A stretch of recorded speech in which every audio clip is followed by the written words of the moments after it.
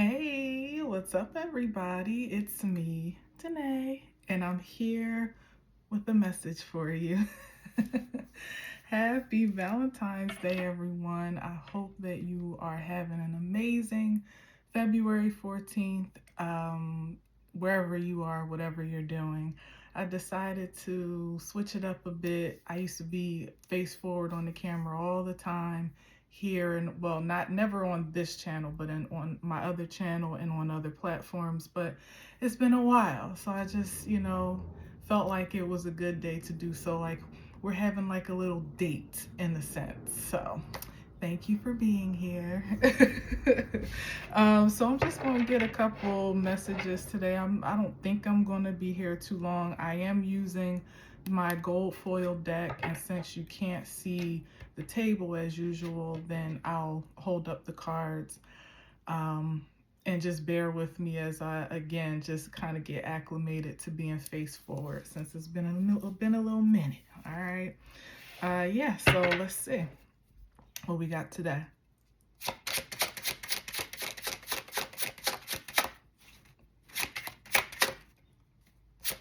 Now you can see me licking my fingers.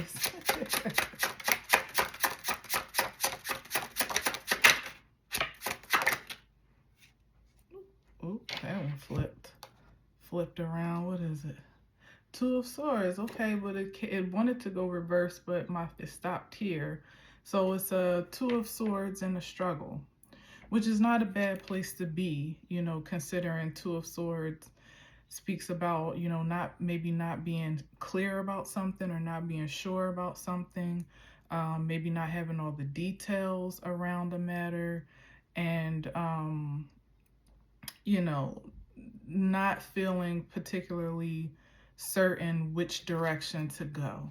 It's a struggle, maybe even legitimately in reverse, perhaps, because the struggle is kind of, it's more or less reversed almost with this card in particular, because it either is or it ain't. So it could be good news that there's not the cloud and confusion and uncertainty is lifting, and maybe there's some clarity on the horizon, or that's already been acquired in some particular area or another. Certainly emphasis on feeling sure about your point of direction or perspective. What we got? We got two. 8 of Pentacles and the 4 of Cups. Let's see. So 8 of Pentacles, of course, we know is about hard work, devotion to work or craft. And usually it's something that you would, it's not a chore to do. It doesn't twist your arm, like it's something you would actually enjoy. But then we got the 4 of Cups, where there's some type of missed opportunity, or a refusal or rejection of something.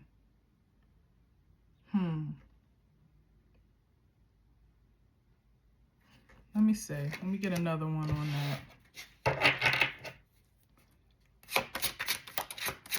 Maybe there was an opportunity that was passed up, which, okay, with that 2 of Swords to lead with, and then the 4 of Cups. To me, it says that even though the 4 of Cups usually is like a rejection of that Ace of Cups, maybe there was a situation that was passed on. Maybe it was in consideration before. Maybe a job, some type of creative opportunity was in consideration or contemplation, and there seems to be like a strong decision that's made, in this case, to refuse a position perhaps. But I would say with that 8 of Pentacles, it's because of some type of, to refuse an offer, maybe. It's because there's something else that works better, that's better suited, that is like more of a complete package or more fulfilling. And even with that 4 of Cups, it's like, turning down or declining a thing that may even almost seem like an ideal situation, only for that to be the open door for something truly ideal to, you know, to present itself. But let me say one more on that. Well, I guess it's all together. You can't see anyway, right? Let's see.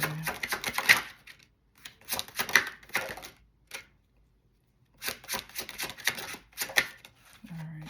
Ooh, Five of Pentacles.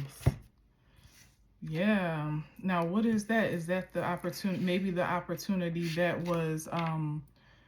was passed up, that looked good, or this could even be something on the horizon. You know, it could be something that could present itself to look like a good thing.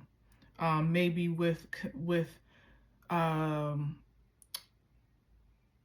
you know how it.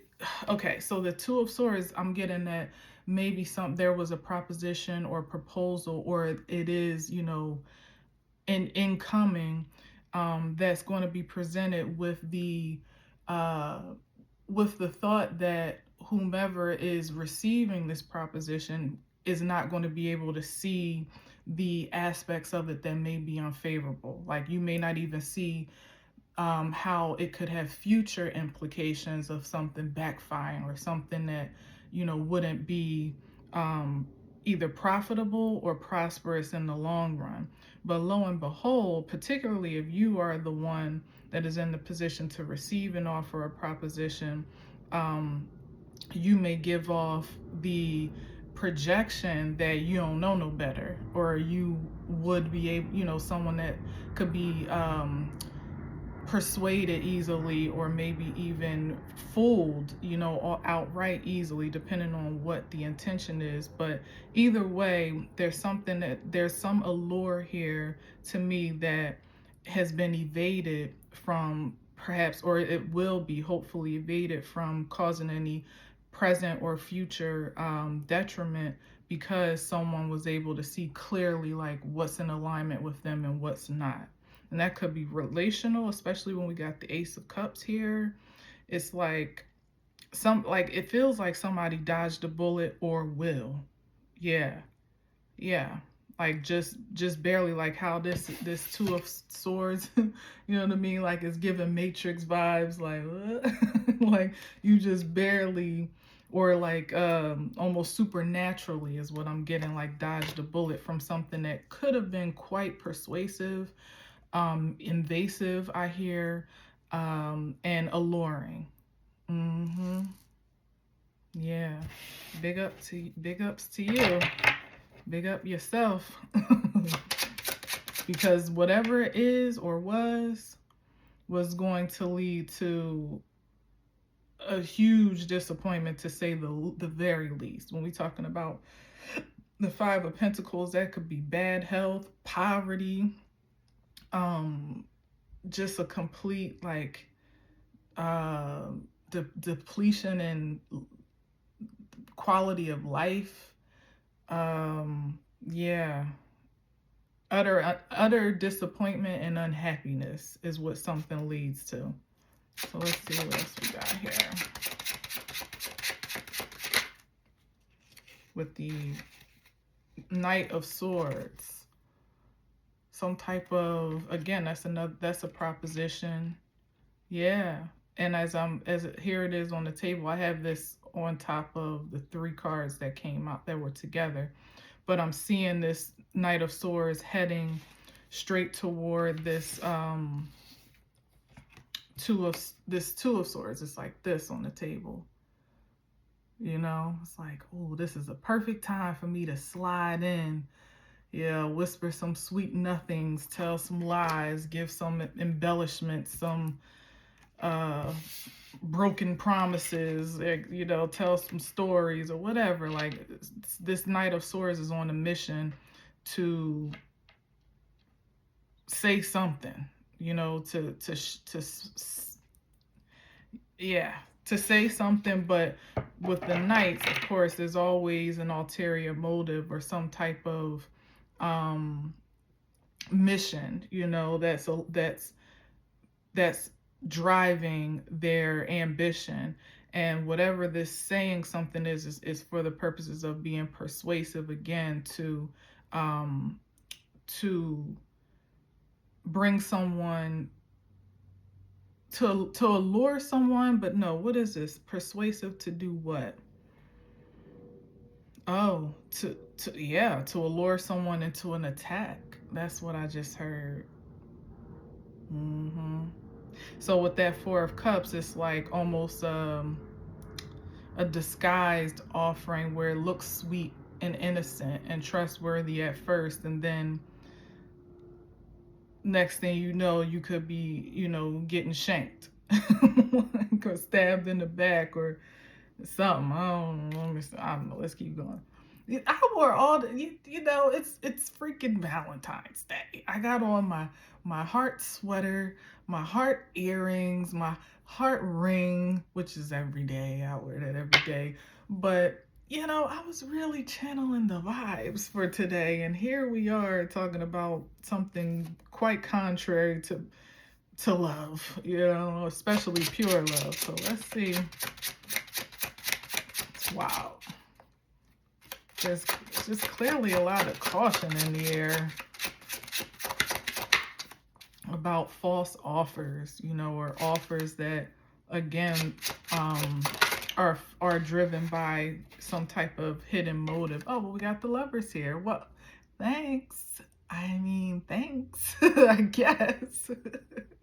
We do have the Lovers, but this is about making the highest choice, a supreme choice, a standout choice. So someone has that discernment here, so that's why I'm definitely keen on this Two of Swords being less of a struggle and more of a reversal. But even in the struggle, I think it's because of the fact that whatever may be presenting itself is, like I said, it's convincing. It looks good. It may even sound good for a minute, but there's going to be some type of hole or telltale sign or signal that would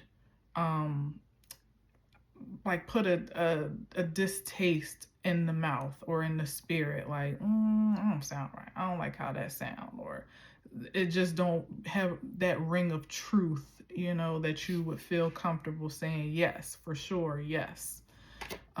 You had me at hello type of energy. All right, so we got the Lovers here. What else?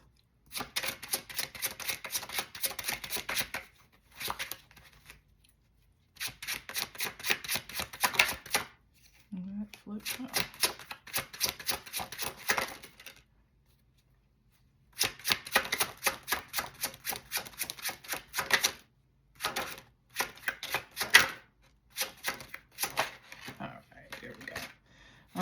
Here's the Six of Cups energy. This has been coming up a lot. Some type of either past life, past season. And what I'm zeroing in on, like, interestingly, I looked right past the two in the forefront, and in the background, if you can see, there's somebody walking away. I feel like that's the significant. It's the background energy or the background noise that is telling, something about that in this card, which I never really, I'm sure I've seen it before, but I never zero in on that. And that's straight where my eyes went this time. So it's like something going on in the background, that's ever so subtle, maybe even the narrative or some type of, what do you call it, like I guess narrative, something like inner monologue, or I don't know, something in the background of your mind that's going to be the thing that really, in terms of this consideration of whatever this proposition or offering is, that's the thing. Like, that still small voice is the thing that really should take front and center in this card. And maybe perhaps that's the directive in walking away. Like, because otherwise, when you consider the Six of Cups, like I said, everything looks so sweet. It's so peaceful. It's so serene, you know, it's endearing when you look at it face forward for what's right in front of your face. It's like somebody you would trust, or should you think you should trust, or maybe have trusted in the past. But there's some cause for a rejection here, or a detachment, and it could be from the past itself, or a particular person, place, or thing in the past.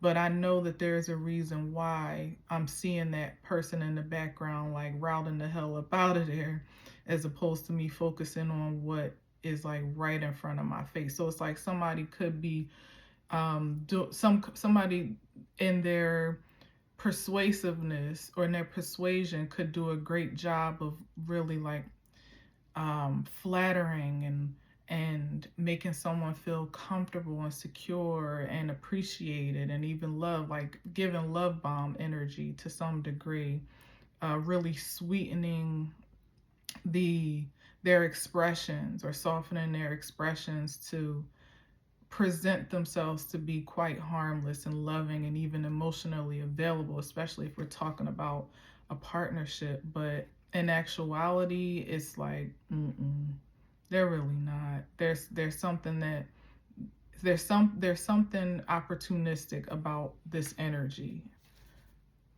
Maybe certainly not every offer or proposition, that proposal perhaps, that may arise, but given we led with the Lover's card, it needs to be something superb, supreme, like something that you don't even have a question or a doubt about, you know. If there's a nagging in the back of the mind and in the gut, that something feels off, even though nothing seems off. It may not appear off, or even sound off. You know, emphasis on words being quite persuasive here for some reason. Like somebody's has a way with words. Trust that small voice. Trust your gut. You know, trust that feeling, that nagging, before you trust the picture that's being painted in front of you. All right, let's see what else we got here.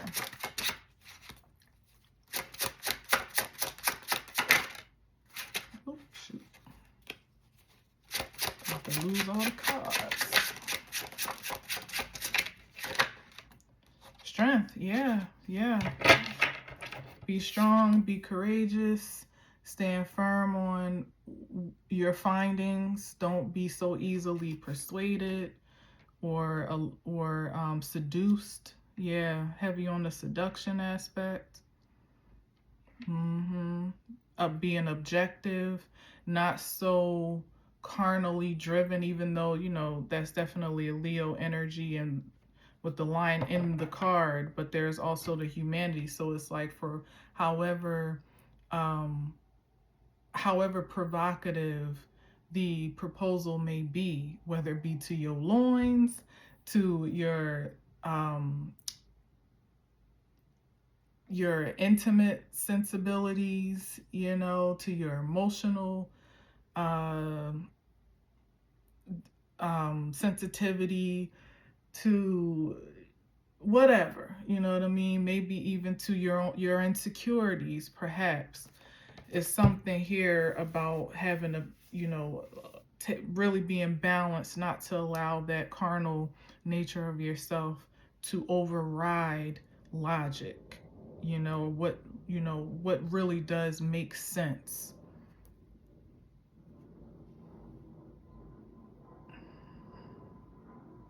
Beyond the sensationalism. All right, let's see. Ooh, now that slid out. It slid over in the reverse, but I'm just gonna take a reverse to be fair. Like, something is bearing bad luck, curses, stagnancy, like the wrong choice is bringing the opposite of good fortune. And it has the potential to like really delay. It may not completely um like forfeit, or you know what I mean, like cancel out your destiny, but it's going to have it's going to put a significant detour in your path, um to the point where in a way that would have you, you know, accruing karmic energy or karmic debt. There it is, karmic debt for just by association. You know, it's like saying yes to a new friendship or relationship, a business, whatever the proposal or proposition is.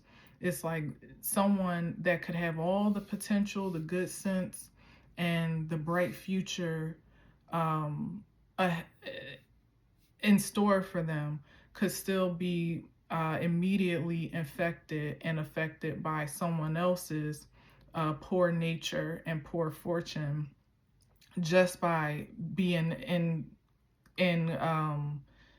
association with them, let alone an intimate association or relationship or some entanglement, even of the professional kind. So it's like nothing can really be taken for granted here in terms of making strong choices for yourself and high level choices for your greatest good, because just like that, you could be a yes to a good time that could ultimately spiral you into a season of bad luck that you weren't even slated for, that wasn't even on, you know, your path, and now you swooped up in somebody else's bad karma.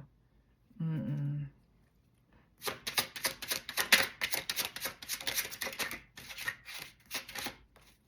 And I actually like the fact that it landed and then swung around in the upright, because that really does almost animate what I'm saying. It's like you were on track to have a great fortune in this particular season, a great fortune in this present, you know, time, in this era, only to get with somebody or connect with somebody and then your whole world be turned upside down. That is devastating. That would be devastating. To me, that would be devastating to me.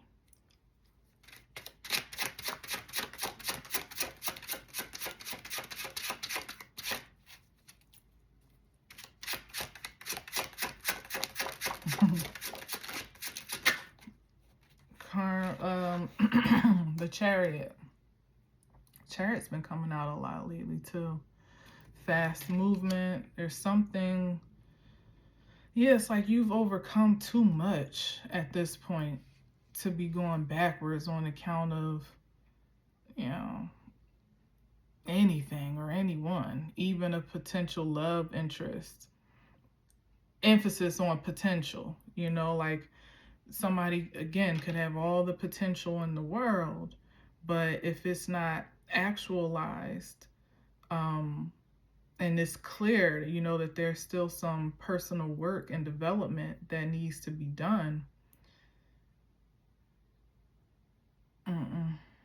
it would stop that chariot short, which is hard to do, you know, because again, it's speaking to someone that has already overcome some great stride, you know, some great obstacles and made great strides in their personal development, maybe even is successful in their own regard, and that all goes out the window, you know, ultimately sacrificing your personal integrity, like you be doing well and doing good by yourself and to yourself, not necessarily the sacrifice and integrity isn't a matter of being nice or overly understanding, you know, where people are and like, oh well, I see that he's trying or she's trying or they mean well, or I know that they're really a good person because I, you know, sometimes, especially I say this all the time, as women, we see the potential and we feel that we have the strength and the power to draw it out, you know, to to fortify it, even to add to it. And we may, but it'll be a long road ahead before you see any return or reward or victory from that investment. And then there's nothing wrong with growing together. Nobody has it all together, but it's really speaking to when you know that there's something that's out of alignment with you. um, Even that psychological or intuitive nudge that you may receive, like, even if it's about timing with that Wheel of Fortune, it's like right person, wrong time. You know what I mean? That happens as well. And you can push that envelope if you want, and you'll find you may even get what you're in the market for eventually. But what I'm seeing is that it'll be a long time coming. Like, you would be better off being single by yourself if we're talking about like a relationship, or being broke by yourself, before a new opportunity comes, before you sell yourself off to something that is just not aligned at this time. You'd be better off with that than to force it and incur a whole bunch of misfortune and dissatisfaction and unfulfillment well before you get to the arrival. Yeah.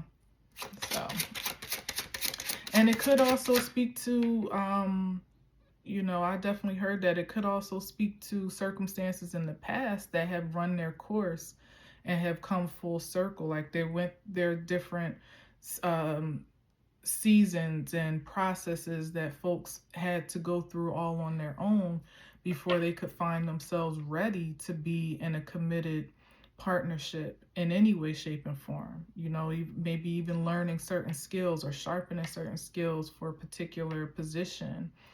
Um, but especially if we're talking about relationship or consideration of some type of intimate connection, platonic or romantic, it's really, it really could be speaking to the growing pains that have ultimately contributed to folks being in a ready position. Back to that first card where at the Two of Swords in a struggle, or in the reverse, you're not unsure about what you want, about who you are, about where you're going in life, about what you believe is going to help support you to get there, about what you truly desire. You know what I mean? Like, all of those things are pretty clear as far as from where you sit. I'm not saying that there can't be room um, enlightened otherwise, but in the highest frequency, to be for your awareness or your enlightenment to be elevated, not depleted. You know what I mean? It's like, no, you don't have to go down to go up. Like, well, I'm gonna take what I can get and I'm gonna work with them, I'm sticking by them. That's what I was hearing. That's why I was laughing earlier, because I heard, I'm gonna stick beside them, or whatever that meme is. Okay, girl, do you? Let me know how that works out. Yeah, the Sun card. Yeah, definitely something powerful here, but natural and supernatural is the way to go. That's the way forward. That thing that is truly vitalizing, nurturing, that has productive qualities, prosperity, um, in its characteristics. There's room to grow. There's resource to grow in whatever the dynamic is that we're talking about.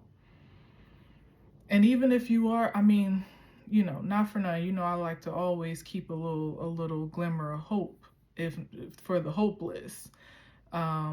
Even if there is some type of decision made that is entangling, hopefully you would at least see the signs soon enough before the point of no return, or before you're too engrossed in that connection that you can't find your way out, you know. So there's that. I don't want to say like if you say yes to a date, that's it, you're doomed, because we know that that's not the case. But hey, in the same vein, something that could seem as simple as like a little coffee date or a little movie or whatever could lead to something like you don't even realize how you got here. I ain't even like you like that. Now you in my house every day eating my food. Like all that type of stuff. Ain't paying no bills, and you're working on something, you know what I mean? Like you getting around to a career, but you just need a little support. Like, you could become a whole, somebody could become a whole dependent of yours. I don't even know why I'm getting that, but somebody could become a whole dependent when they were supposed to be a partner, you know? So anyway, it's about the highest frequency, you know, with this sun card here, that undeniable light. You know the sun when the sun is present, it's undeniable. There's no question about it, the vitality of that sun. And what I was saying is like if you come, you know, if you start to see, like you can get in a situation where you know you were convinced or persuaded enough to believe that it could be promising, but the moment you start seeing them signs like ain't no sun here, ain't no life here, it's like don't hold out for some potential soon to come. There needs to be some signs of life and growth and vitality before you know, plant your feet or let them plant theirs.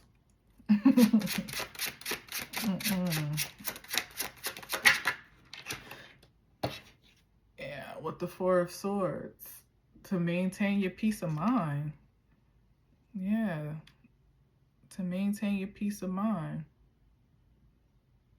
And there could also be, you know, this is also given like, I'm also giving like take your time in consideration as well. Like there is no rush or pressure to decide on anything or make a move on anything, even if it does seem like a good situation. Like give things an opportunity to breathe and reveal themselves, because especially in terms of like relational things, like you give people enough time, they'll show you who they are.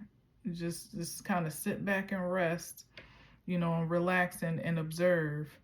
That's what I'm getting with the Four of Swords in this case. It's like really giving something the time to be exposed or to bloom or blossom. And not to say that you giving it time to show you that it's not worth it. Like you giving it time to actually prove its worth, you know, prove its value to you before you go all in.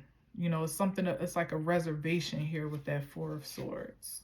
And also a conservation, because like I said, like you are preserving your peace and your contentment with that card.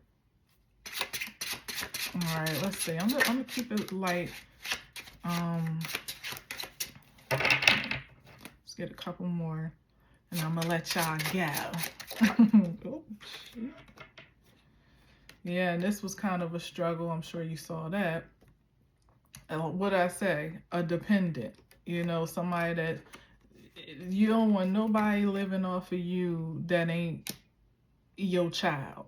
You know what I mean? That ain't somebody that you are legally responsible for. You know, that's what that Page of Cups is giving. And also, you know, again, it also is the message, but considering we started with the Knight of Swords, this Page of Cups is projecting a certain innocence and what they're expressing. It's kind of, you know, get like I was saying, like presented it as something that can be trusted, or at least doesn't need to be feared or defended against. Like you don't have to be defensive about that. And that may or may not be the case. But like I said, even if it presents itself to be that something safe that you can like, you know, get comfortable with, really truly entertain as something harmless, even pure, sincere. That's the word, sincere. You know, it's presenting itself to be something sincere. let the actions align with that. It can't just be about talk. It can't be about emotional, projections, even uh, gifts or, anything material per se. Like it really needs to be exemplified in all the ways that you can communicate sincerity. And if they're back to that original rejection there with that Four of Cups, if there's anything in question or anything missing or anything that feels a little off or shaky, it's like, no, I'm sorry. I it it's nice, but no, thank you. Because with this Page of Cups, like I said, that's a dependency there. That's easily a dependent energy that will end up needing you more than you could ever like really depend on the reciprocity of the partnership or the connection. It'll be imbalanced. When you're a mom, you anticipate that, but as an adult, yeah, this is what we're looking for. Someone that's just as emotionally available, or is just on the same page. Even if this is platonic, it's like we're all on the same page. We want to see everybody win. We want, to support one another. We definitely don't want to destroy or try to be opportunistic to take more than what we're willing to give. There's a pure and sincere intention in this exchange, and that's the most ideal circumstance here. Mm-hmm. And it took all of that to get down to that, right? So it's like, well, we did have the Lovers, but that's about the choice first in choosing yourself before anything. But that's because when you have chosen yourself and you've cultivated that like a high standard of um like a high standard or a high what do you call it, like hmm I guess like a high standard for love itself, or for anything that you align yourself with. It has to be um it has to perform or present itself at a certain level in no negotiable terms. That is what you ultimately attract. So until this is what it looks like, everything else is null and void. You know, you could be single to the end of eternity, and on your last day, still be, get a proposition that ain't right and be like, nah, I'm good. I've been I've been good this long, and theoretically some have, kind of cultivated. I used to call it like spiritual solitude, but sacred solitude is a new term that I've I've been acquainted with personally. Like, I like that better. Sacred solitude, where you've learned to love yourself, you've learned to enjoy being by yourself, you've learned to be self-sufficient in your own way, in every way. You've learned to You've grounded yourself emotionally to get to the point where you know what you want, you know who you are, you know what you're worth, you know what you desire, you know what you're calling in. So if you done all that, and many have, why would you forfeit it for some fleeting pleasure, or some frivolous proposal or proposition? Like that to me, that's more tragic than having never experienced the thing that was in question or consideration at all. You'd be better without it than to have it, and it just completely um, depreciate your quality of life. So anyway, I think I'm gonna leave it there. I think that's a good place to leave it, whether this is friendship, family, um relationship, something that is blossoming from something more casual. even the casual things in the casual time, like that getting to know you time, should be taken seriously. Don't let nobody waste your time in this season. There's too much in store, especially if you got a upright wheel of fortune. You've just got way too much favor and privilege to just throw it away, for a frivolous encounter. um it's got to be sincere. It's got to be sincere.